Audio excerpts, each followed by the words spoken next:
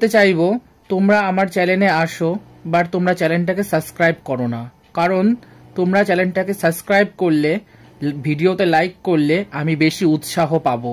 এবং তোমরা যখন আমায় কিছু কমেন্ট করো, প্রত্যেকটা কমেন্ট আমি পড়ি এবং সেগুলোর যথাযথ উত্তর দেওয়ারও চেষ্টা করি।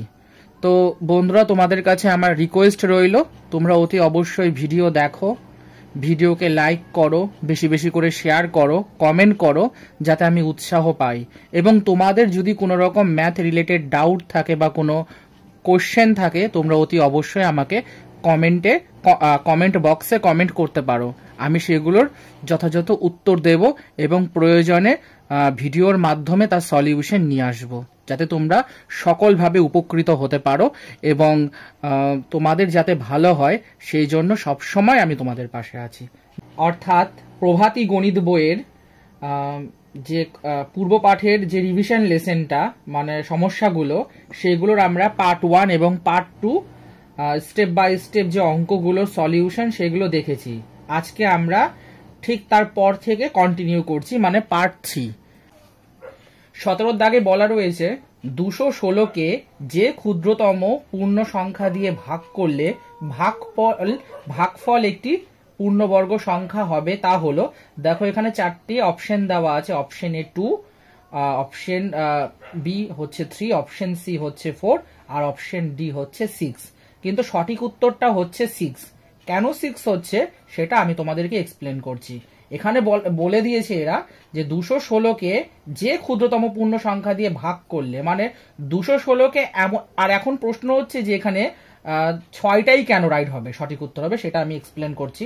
দেখো 216কে যে ক্ষুদ্রতম পূর্ণ সংখ্যা দিয়ে ভাগ করলে ভাগফল একটি পূর্ণবর্গ সংখ্যা হবে। অর্থাৎ 216কে আমরা এমন কোন সংখ্যা দিয়ে ভাগ করব যে সংখ্যাটা দিয়ে 216কে ভাগ করলে ভাগফল কি হবে, একটা পূর্ণবর্গ সংখ্যা হবে।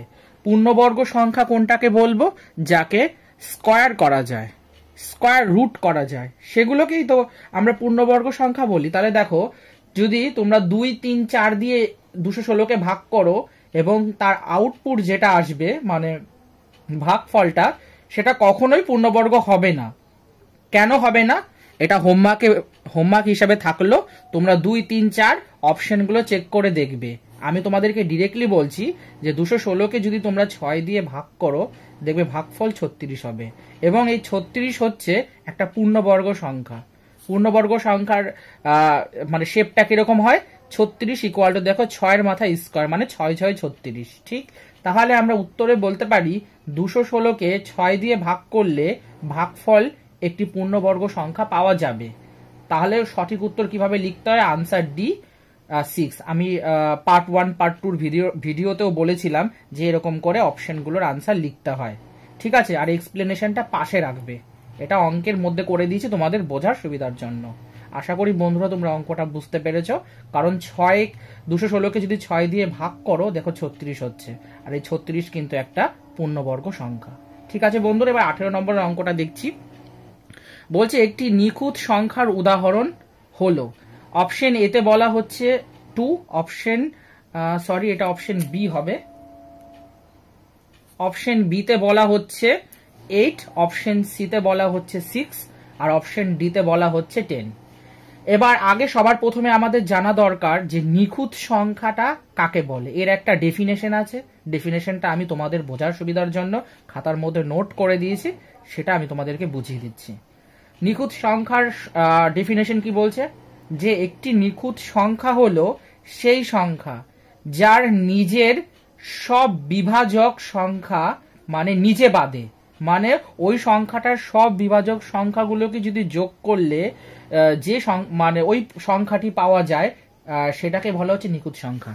জিনিসটা মাথায় ঢুকলো না, আর একবার বলছি। একটি নিখুঁত সংখ্যা হলো সেই সংখ্যা, মানে নিখুঁত সংখ্যা হচ্ছে সেই সংখ্যা যেই সংখ্যাগুলোকে মানে ওই সংখ্যাগুলোর যোগফলকে তোমরা যদি যোগ করো, তাহলে দেখবে ওই যেই সংখ্যাটার কথা আমরা বলছি সেই সংখ্যাটাকেই বোঝাবে। আমি এই ডেফিনেশনটাকে আরেকটু ভালো করে ক্লিয়ার করার জন্য আমি একটা উদাহরণ কনসিডার করছি 6। ঠিক আছে, কারণ 6 এর বিভাজক সংখ্যাগুলি হলো 1 2 3, তার মানে 1 দিয়েও 6 ভাগ যায়, 2 দিয়েও 6 ভাগ যায়, 3 দিয়েও 6 ভাগ যায়। ঠিক, এবার এই প্রত্যেকটা বিভাজককে যদি আমরা যোগ করি, দেখো ডেফিনেশনে বলা রয়েছে যে যোগ করলে, যার নিজের সব বিভাজক সংখ্যা যোগ করলে, তাহলে 1 2 3 6-এর সব বিভাজক সংখ্যা আর প্রত্যেক কটাকে যোগ করলে দেখো ওই সংখ্যাটাই, মানে ওই সংখ্যাটা কোন সংখ্যাটা, এই 6-এর কথা বলা হচ্ছে, সেই সংখ্যাটা পাওয়া যায়। এবং 6 হলো সেই সংখ্যা যা তার বিভাজক সংখ্যাগুলির যোগফল, তাই 6 একটি নিখুঁত সংখ্যা। বোঝা গেল বন্ধুরা? নেক্সট 19 নম্বর কোশ্চেনটির সলিউশন দেখব। বলছে কোনো সংখ্যাকে 14 দিয়ে ভাগ করলে 9 ভাগশেষ থাকে, ওই সংখ্যাটিকে 7 দিয়ে ভাগ করলে কত ভাগশেষ থাকবে? ঠিক, তাহলে এখানে এ নম্বর অপশনে বলা রয়েছে 0, বি নম্বরে বলছে 2, সি নম্বরে বলছে 3 আর ডি নম্বরে বলছে 7। এবার স্টেপ বাই স্টেপ দেখো। বলছে কোনো সংখ্যাকে, মানে ধরো সংখ্যাটা ধরে নিচ্ছি যে কোনো সংখ্যাটা, সেই সংখ্যাটা মানে কোনো একটা সংখ্যা আছে, সেই সংখ্যাকে 14 দিয়ে ভাগ করলে 9 ভাগশেষ থাকছে, আবার ওই একই সংখ্যাকে যদি 7 দিয়ে ভাগ করি তাহলে কত ভাগশেষ থাকবে। তাহলে কোন সংখ্যাটা যেই সংখ্যাটা, সেই সংখ্যাটা তো আমরা জানি না, তাই ধরে নিচ্ছি নির্ণীয় সংখ্যাটা n। ঠিক, এবার বলছে এই n সংখ্যাটাকে 14 দিয়ে ভাগ করলে 9 ভাগশেষ থাকে, তাহলে 14 দিয়ে ভাগ করলে 9 ভাগশেষ যদি থাকে তাহলে কিভাবে লেখা যায়? আমরা কি জানি, ভাজ্য ইকুয়াল টু ভাজক ইন্টু ভাগফল প্লাস ভাগশেষ, তাই তো? ওই ফরম্যাটটা এখানে লিখেছি। তাহলে 14 দিয়ে ভাগ করলে 9 ভাগশেষ থাকে, তাহলে অর্থাৎ n equal to 14k plus 9, যেখানে k হলো কোনো পূর্ণ সংখ্যা, মানে k একটা পূর্ণ সংখ্যা হবে। আমরা জানি, কারণ আমরা যেহেতু প্রথমে এটাকে কনসিডার করে নিয়েছি যে n equal to 14k plus 9, তাই এটাকে আবার পুনরায় লিখলাম। এখন n কে 7 দিয়ে ভাগ করতে হবে। প্রথমে কি বলেছে যে কোনো সংখ্যাকে 14 দিয়ে ভাগ করলে 9 ভাগশেষ থাকছে, এটা দিয়ে আমরা এই রিমাইন্ডার থিওরামটা বানিয়ে ফেললাম, ইকুয়েশনটা বানিয়ে ফেললাম। তারপরে বলেছে ওই একই সংখ্যাকে 7 দিয়ে ভাগ করলে, তাহলে n কে 7 দিয়ে ভাগ করতে হবে, তাহলে n equal to 14k plus 9। এখন 14কে এবং 9কে মানে 14কে আর 9 এই দুটো সংখ্যাকে পরপর 7 দিয়ে ভাগ করতে হবে। তাহলে প্রথমে একের পর এক ভাগ করে দেখি কি আসছে। 14কে ভাগ 7 ইকুয়াল টু কত হচ্ছে? 2k, অর্থাৎ ভাগশেষ হবে না, কারণ 14কে হলো সরি এখানে দুটো হলো আছে, 14কে হলো 7-এর গুণ। আবার যদি 9 দিয়ে মানে 9 দিয়ে 7কে ভাগ করো বা 7 দিয়ে 9কে ভাগ করো, তাহলে ভাগশেষ কত হচ্ছে? 2, অর্থাৎ 9-এর ভাগশেষ হবে 2। তাহলে n কে 7 দিয়ে ভাগ করলে ভাগশেষ ডেফিনেটলি 2 থাকবে, কিন্তু 14কে যদি 7 দিয়ে ভাগ করো তাহলে ভাগশেষ কি আসবে? 0 আসবে। সেই জন্য পুরো সংখ্যাটাকে মানে nটাকে 7 দিয়ে ভাগ করলে ভাগশেষ কত থাকবে? 2 থাকবে। বন্ধুরা 20 নম্বরের অঙ্কটিতে বলেছে একটি কলমের দৈর্ঘ্য তার ঢাকনার দৈর্ঘ্যের 5 গুণ হলে কলম ও ঢাকনার দৈর্ঘ্যের ব্যস্ত অনুপাত কত হবে? ঠিক, এখানে 4টে অপশন বলে দেওয়া আছে। অপশন এতে বলা হচ্ছে 5:1, বিতে বলা হচ্ছে 1:5, সিতে বলা হচ্ছে 1:1, ডিতে বলা হচ্ছে 5:1/5। সঠিক উত্তর তো 5:1 হবে, কিন্তু কি করে হচ্ছে সেটা স্টেপ বাই স্টেপ বুঝিয়ে দিচ্ছি। ধরে নিচ্ছি আমরা বা মনে করি কলমের দৈর্ঘ্য x এবং ঢাকনার দৈর্ঘ্য y, দুটো ডিফারেন্স চলরাশি ধরে নিলাম। এই অবধি আমাদের কাজ কমপ্লিট। এরপর বলেছে এখন ঢাকনা মানে কলম এবং ঢাকনার দৈর্ঘ্যের ব্যস্ত অনুপাত। ব্যস্ত অনুপাত মানে হচ্ছে একটা আরেকটার মানে কি বলবো অনন্যক, অর্থাৎ x/y হলো। শর্তানুযায়ী কি বলা হয়েছে যে একটি কলমের দৈর্ঘ্য তার ঢাকনার দৈর্ঘ্যের 5 গুণ, তার মানে কলম যদি x হয় তাহলে তার ঢাকনার দৈর্ঘ্যের 5 গুণ মানে 5y। এবার আমি কি করছি, এই x ইকুয়াল টু 5y এই সমীকরণটার উভয় পক্ষে আমি y দিয়ে ভাগ করছি। ঠিক, ভাগ করলে কি হচ্ছে, বা পাশে আমার থাকছে x/y ইকুয়াল টু, আর ডান পাশে হচ্ছে 5y/y। দেখো এই y মানে উপরে y মানে লবেও y হরেও y, দুটো কেটে যাচ্ছে, তাহলে x/y ইকুয়াল টু কত পাচ্ছি? 5, এর নিচে কিছু নেই মানে একটা 1 আছে, তাহলে x/y ইকুয়াল টু 5/1 হচ্ছে। এবার আমরা বাইটাকে কিভাবে লিখতে পারি, x/y ইকুয়াল টু 5/1। এটা হচ্ছে আমাদের সঠিক উত্তর। দেখো অপশন এতে বসে রয়েছে 5/1। আশা করি বন্ধুরা বুঝতে পেরেছ। এবার দেখে নেব 21 নম্বরের কোশ্চেনটির সলিউশন। বলছে এখানে একটা অনুপাত দেওয়া রয়েছে, ঠিক আছে। এবার এই অনুপাতটাতে বলেছে স্টার চিহ্নর জায়গার স্থানটাতে লুপ্ত পদ, মানে স্টার চিহ্নিত স্থানে একটা লুপ্ত পদ আছে, সেটা কি হবে। এই অঙ্কটা অনেকটা কিন্তু দেখো 4টে অপশন দেওয়া আছে।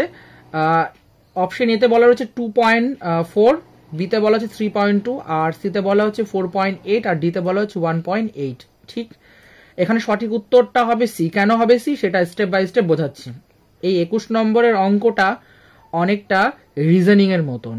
রিজনিং এর মতন মানে হচ্ছে যারা কম্পিটিটিভের জন্য পড়াশোনা করছো, তো সেখানেও দেখবে এই লুপ্ত পদ বলে একটা চ্যাপ্টার, মানে লুপ্ত সংখ্যা নির্ণয় করা বলে একটা চ্যাপ্টার আছে, সেখানে দেখবে এরকম টাইপের অঙ্ক আছে। যাই হোক, এটা আমাদের মানে টপিকের পোর্শন নয়, তবুও অনেকটা রিজনিং এর মতন, তাই বললাম।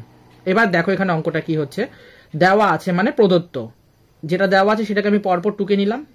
এবার আমার কাজ হচ্ছে, যখন আমরা জানি যে ইস্টু থাকলে বাই কনভার্ট হয়, তাহলে 3.2/1.6 হলো, ডবল ইস্টু মানে ইকুয়াল 9.6 স্টার।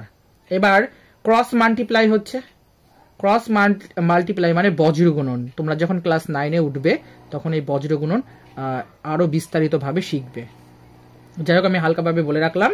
তো এটা ক্রস মানে কোনাকুনি গুণ হচ্ছে বলে এটাকে ক্রস মাল্টিপ্লাই বা বজ্র গুণন বলছে।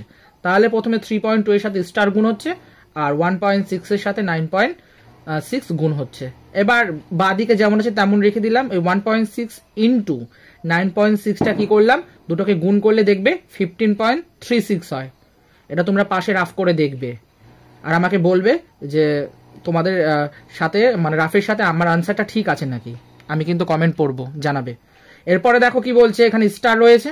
এবার 15.36 যেমন আছে এটা তেমন থাকলো, আর এটা যেহেতু গুণ আছে তাই ডান পাশে কি হলো, ভাগ হলো, মানে 3.2 হলো। এবার 15.36কে 3.2 দিয়ে ভাগ করে দেখবে 4.8 আসে, যেটা স্টারের ভ্যালু মানে লুপ্ত পদের value. Star equal to 4.8। Option number C is the right answer.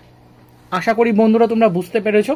এরপরেও যদি তোমাদের কোনো ডাউট থাকে তোমরা অতি অবশ্যই আমাকে কমেন্টে জানাবে। বাকি যে সমস্ত অঙ্কগুলো রইলো এরপরে 22, 23, 24 করে এর পরের ক্লাসে অর্থাৎ পার্ট 4-এ আমরা সে অঙ্কগুলোকে সব কভার করব।